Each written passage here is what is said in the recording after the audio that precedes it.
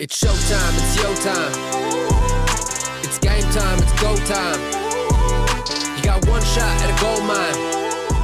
Welcome to the third season of Black Voices in Color, where we discuss profound topics that focus on Black identity, culture, and Black excellence. We are a student podcast produced by Denver Public Schools that elevates the voices of Black students in our district. I'm your host, Savannah Bland, and I'm here with Anai Beasley. Anai and Paris. And of course, the best of the four, Joshua Aite. Yeah, whatever. That's a lie. Anyways, I'm so excited about this new year with all of these new hosts.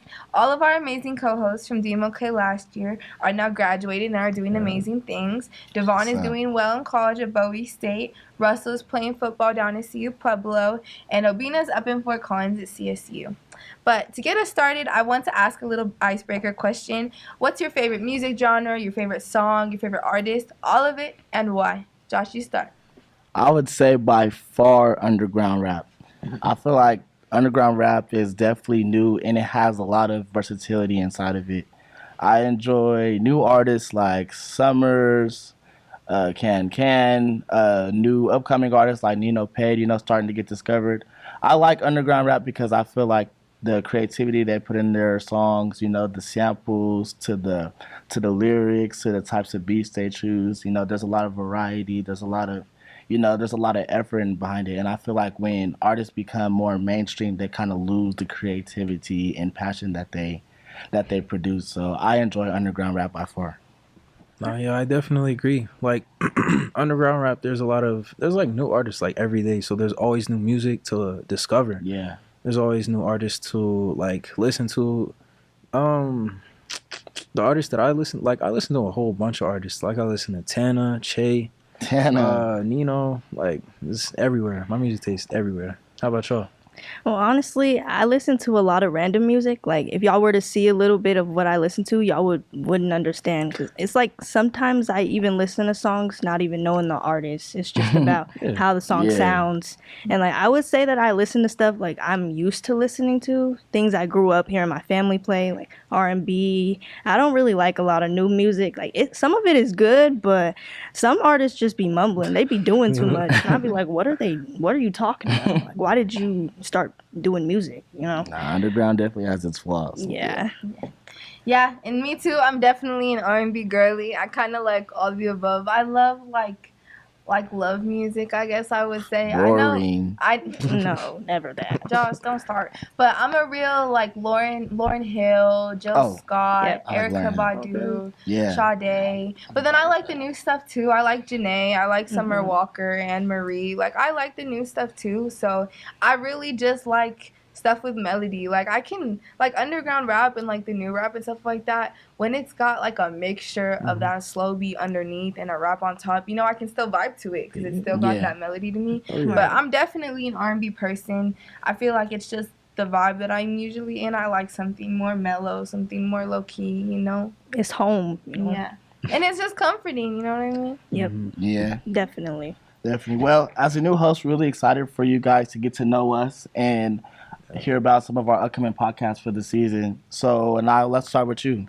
Well, I'm an 18-year-old senior. I go to the Martin Luther King Jr. Early College. Yeah. And I would say that as a student, even since I started high school, I've always just been productive with my work. Like, I don't like to go slack off with my friends and ditch or anything when I know I got stuff to do. Like, it's just good to stay on top of your work. That way it pays off in the future. And like, that way I can move on to the next thing without having to worry. And I know how hard school can get, so I like being that support system for my friends. Yeah. Like, and they don't always have to just go to an adult, I relate to them, and it's good to use your resources, like people who are the same age as you. And I also like to put my best effort in any project I work on too. So, what about you, Paris? I'm a 17-year-old senior at the MLK, and I'm somebody who I'm kind of all over the place, but that's okay. But I get my work done, I get good grades. Yeah. And I also have my side things, like my hobbies. Like I make music sometimes, I draw, skateboard. I'm just now learning the guitar. There's just a whole bunch of things that I do. That's big. How's that? Guitar?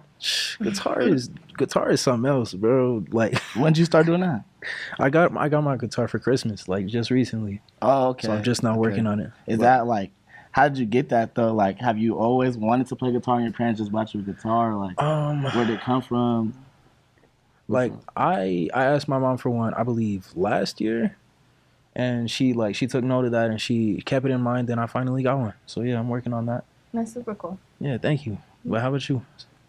Well, honestly, just like Anai, I'm definitely a person who I like to get stuff done. Mm-hmm. I've been in so many extracurriculars over the past few years. Everything. And I am in everything. And everywhere. Savannah's everywhere. You go to the school, Savannah's hosting the event before the event's happening. Like, how? You should see like 3 posters around the school with her face. Everywhere. But yeah, I'm kind of the same way. I like to get stuff done, and I like to be a part of everything. And that's just kind of like what I do, you know? I don't know. I need to ask. So as a procrastinator, I don't know how you guys do it. Productivity, I get my work done, but if I got a little bit of room and I got a little bit of extra time, I'm gonna spread that time, Yeah. But if I know it gets getting, I'm gonna get done. But like, my question to y'all is, what keeps y'all so driven all the time? Well, honestly, just thinking about how eventually, like, all the hard work will pay off. Like, I know it gets hard when you get sucked up into, like, assignments piling up. Yeah. But you just think, like, all this is going towards something. And eventually, one day, I will be done, and I'll be happy with the results. So that's just what I try to keep in mind. Yeah. Right. And I'm kind of the same way. It's definitely, like, that end goal. But I honestly think that's just who I've become as a person. Mm-hmm. I've become someone who takes advantage of every opportunity. Somebody asks me to do something, and I'm probably going to say yes, even if I already have a busy schedule, because that's just kind of what I like doing. I like to be busy, I like to be knowledgeable, and I like to be a leader. So I feel like it's kind of just become who I am, and like I am kind of the same way. Like this, all of this is for my future and who I want to be. But I know that even when I'm in college and I'm successful and all that, I'm still going to be doing everything in the world possible. Yeah, so, we know. All right. But yeah, that's just who I am. So what are some of the extracurriculars you do, and why are they personal to you? Well, I've been in volleyball and soccer for the past few years, and I did try to do basketball this year. It's been going good. I've been having some fun. We're not winning right now, but it'll come. What? We've only lost one game. Y'all got that. It'll get there. We've lost 3. But in league, we're only. I see. But I'm in Inspire, in SACS, AYLS, Student Council, Inroads, this podcast. There's the list can go on. Mm-hmm. But it really just seems like I've become the type of person who likes to do everything, and when opportunities are given to me, I really do take advantage of them.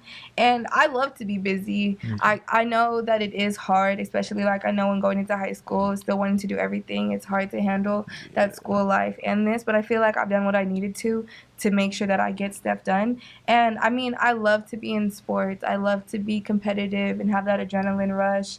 And I have fallen in love with volleyball, and it's my favorite thing to do. And all the things that I do is so I can really be where I want to be in life. Like I love to be in unique places, and I love authenticity and individuality. And being a part of these things allows me to meet more people. And I am biracial, so being biracial does require a lot more effort from me to find out who I am and what kind of person I want to be. Mm-hmm. So everything that I have been a part of is like slowly helping or inspiring like my purpose and who I want to be. Wow. How's it like being biracial? Honestly, it's difficult, and being an only child and having divorced parents does not make it any easier. Mm-hmm. I feel like I've struggled to kind of find like the people who are really there for me. Like I have my black side and I have my white side, but I never feel like I'm ever going to be like fully accepted for the exact person who I am. I always feel like I have to be a certain side of myself, and I feel like I'm only being accepted by the side that I'm showing. I feel like I can't be exactly who I am. And it was also hard, especially in like elementary school. Like I did go to predominantly white schools, and I feel like it did take a lot of work for me to kind of figure out like who I was surrounding myself with, and I really needed to change. And like I've been living with my dad for the past couple of years, and he's really been like guidance for me. And just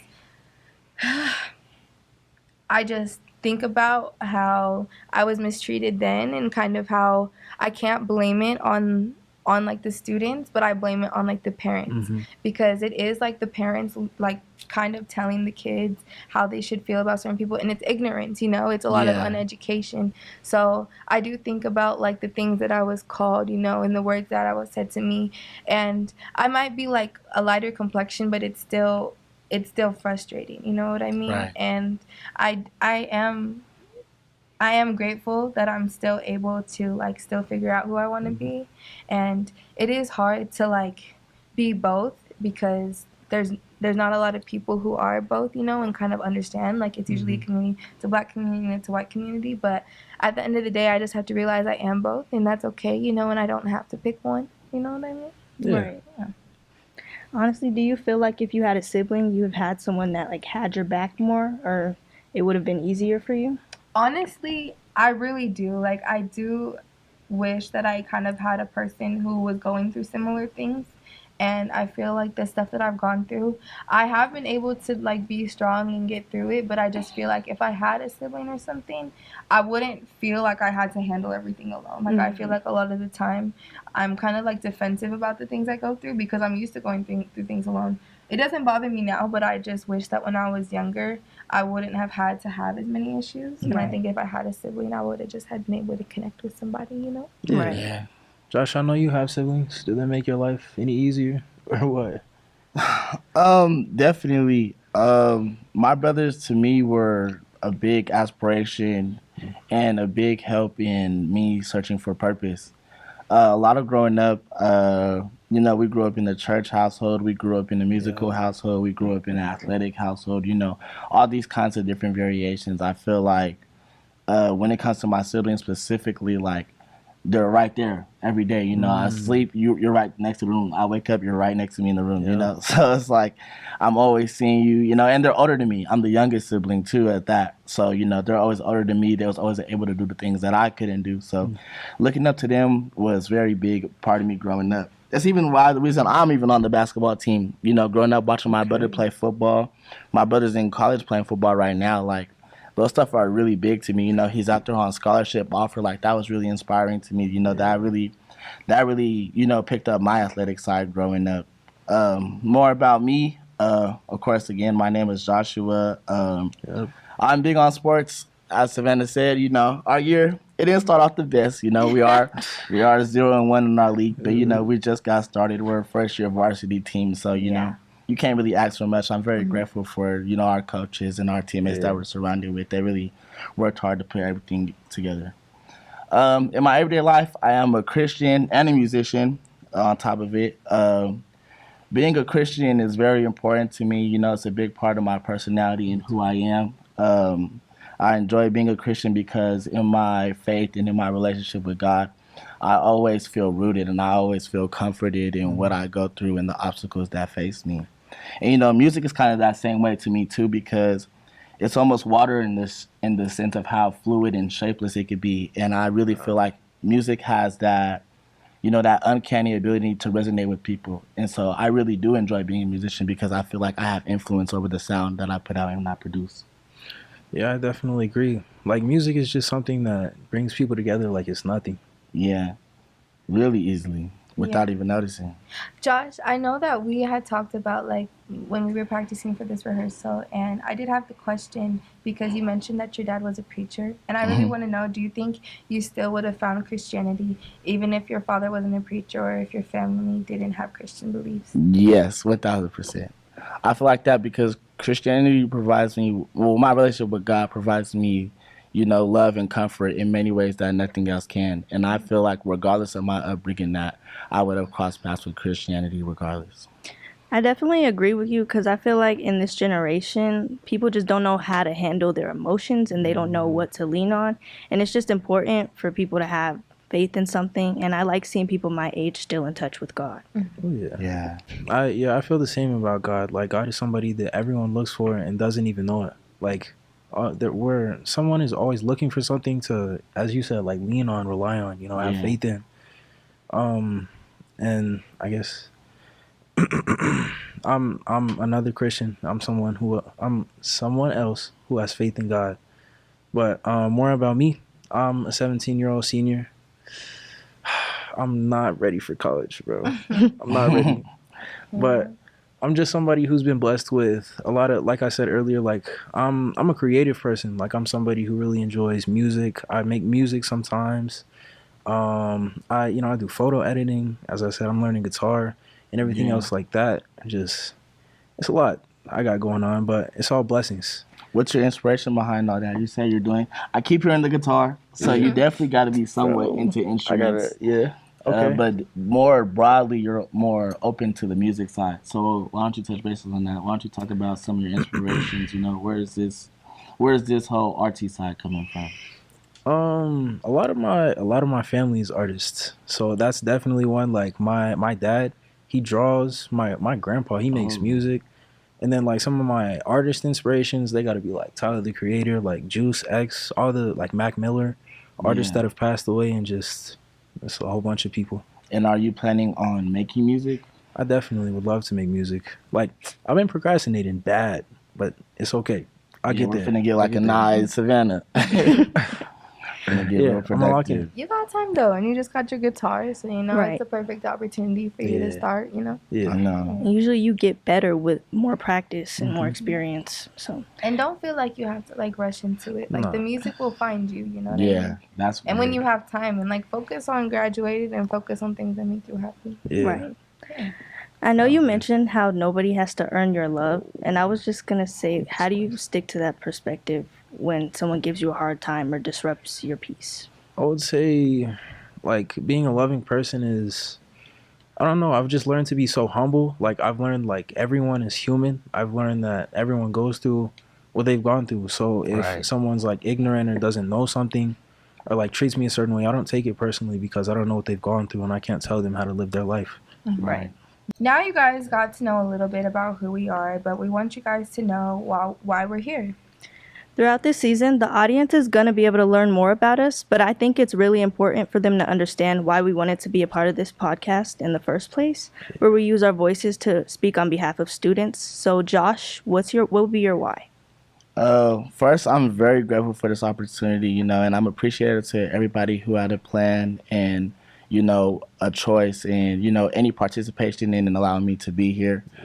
Looking to improve the soul and experience of students around me is a big reason of even why I'm sitting here today. Even through Keys to the City, which is a small business I run through my own church, it's prioritized and dedicated to focusing on like the mental health of children, and is dedicated to prioritize, their mental health and how they process and how they should approach certain things that they go through. So me firsthand, I have witnessed firsthand how important it is for somebody to have a safe space to express their feelings and, have that personal home, that personal connection to go to with how they're feeling and what life is throwing at them. So, throughout the Black Voices in Color podcast, I aim to inspire students who look like me, inspire them to speak up and share their stories inside this cruel world where, young people face a lot of unprecedented challenges, and it's essential that they feel supported in everything that they go through. What was your experience? Like, what made you want to start your business? To me personally, I grew up with like a lot of issues dealing with comparison. Mm-hmm. To me, it was always about, what the next person had or what this person had, or, even growing up in the social media era, I'm always on my phone scrolling. I'm like, how you get this?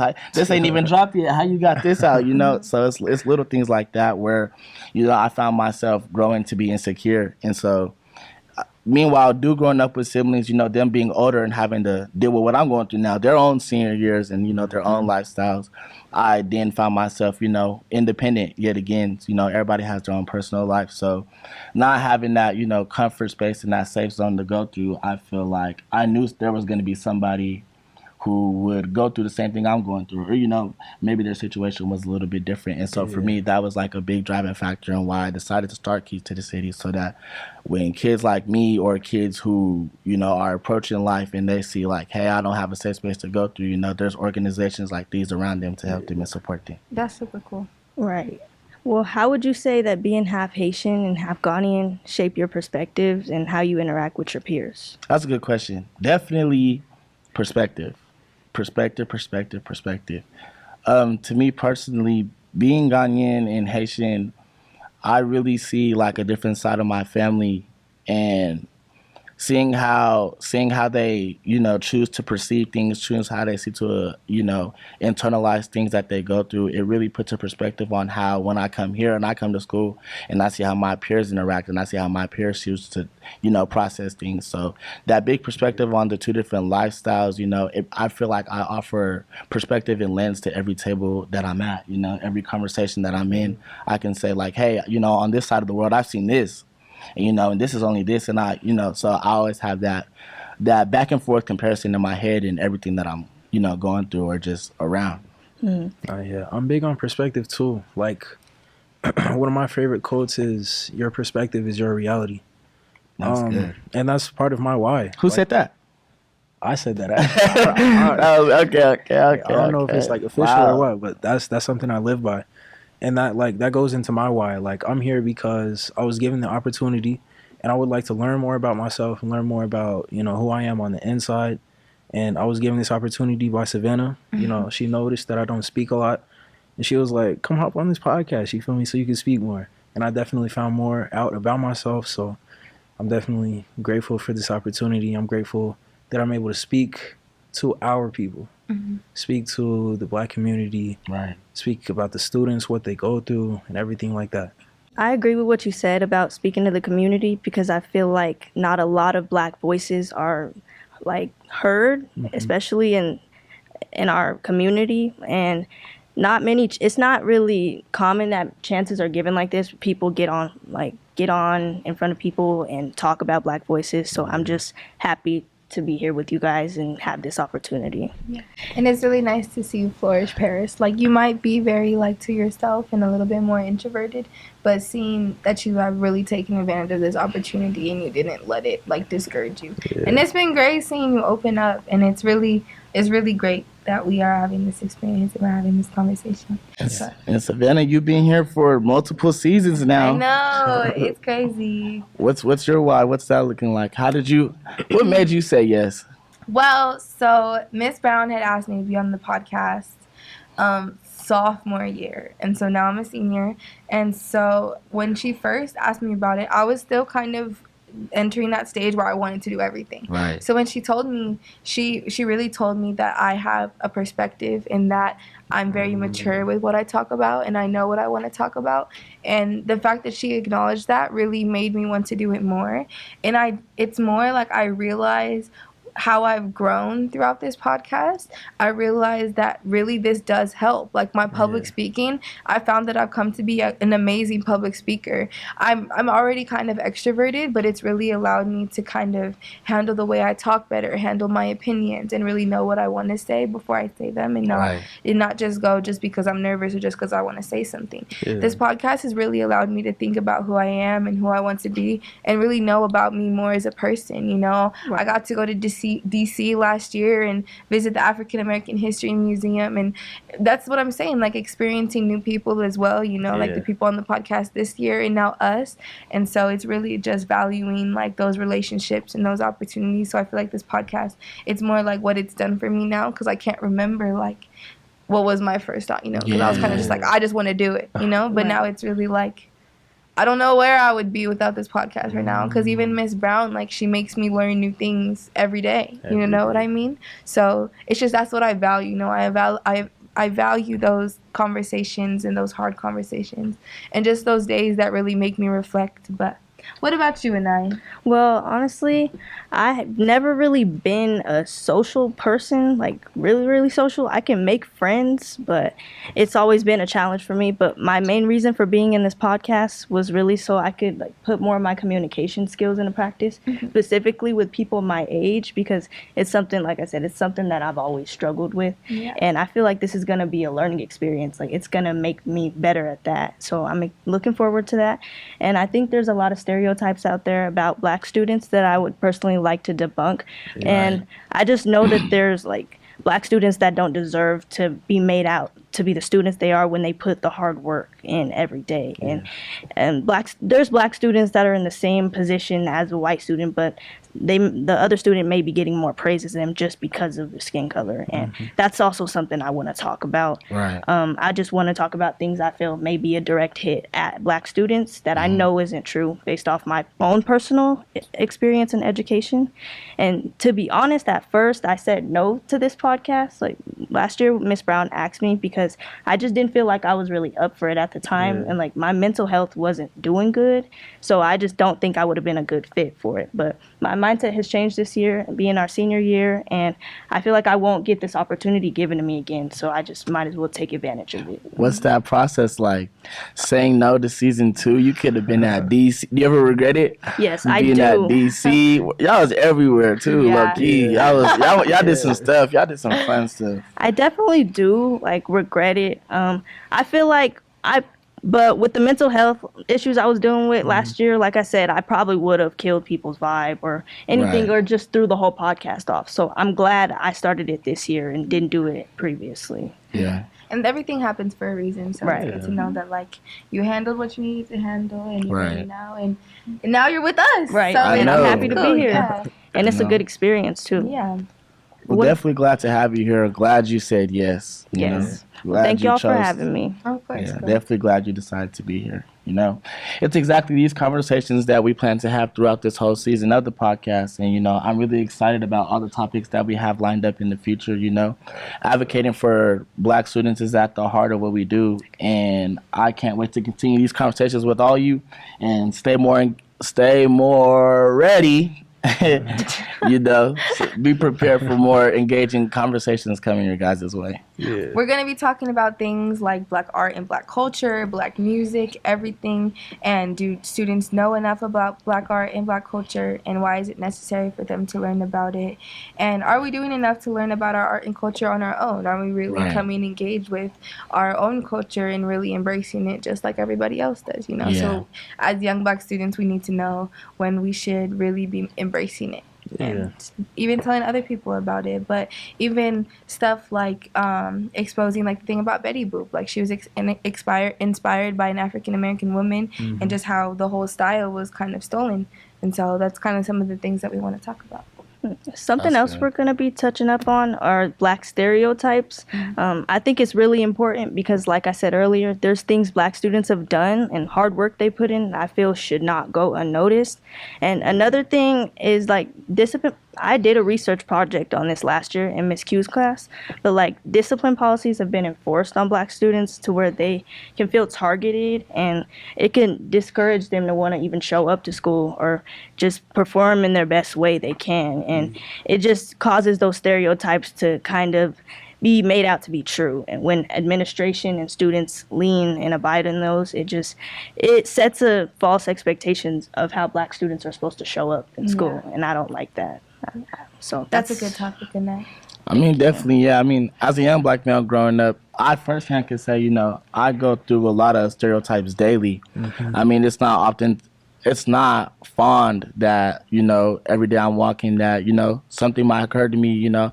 Even when I'm in the elevator, you know, I might be in the best dress ever, you know, and I might see a woman clutch her purse, and you know, it's just those small things, you know. I'm not a threat to anybody, but, you know, I'm glad that we're here to talk about those things, you know, kind of open up and really uncover some of those things, which is why on that same note, our podcast that's going to cover Black empowerment, I feel like is very important. You know, we talk so much about the negative, you know, we hear the stereotypes, we hear the negative things, we see our things stolen, you know, that I feel like it's very important that we acknowledge and we really touch bases on some of those things that we really have. So Black empowerment to me is important because it's the uplifting of our culture, you know, it's the celebration of what our people have done. And so I feel like it's really imperative that we touch bases on that. We do have a lot to look forward to.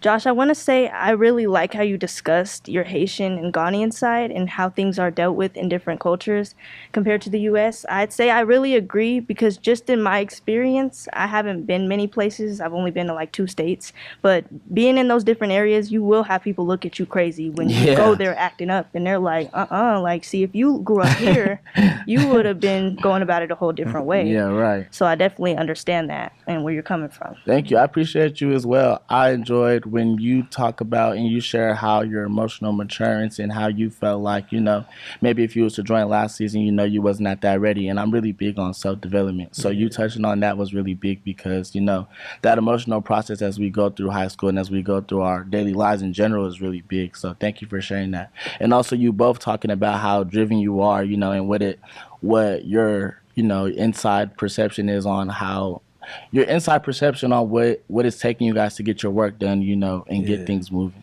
Yeah, and it's really nice to hear about why you guys are here and your purpose. Like, I did have a little bit of, saying who was going to be joining this year, and I had that conversation with Ms. Brown. So it's just really nice to know that, those conversations of trying to pick who to pick, and it really worked off. It really worked out. Yeah, I guess I should say, yeah, but it just...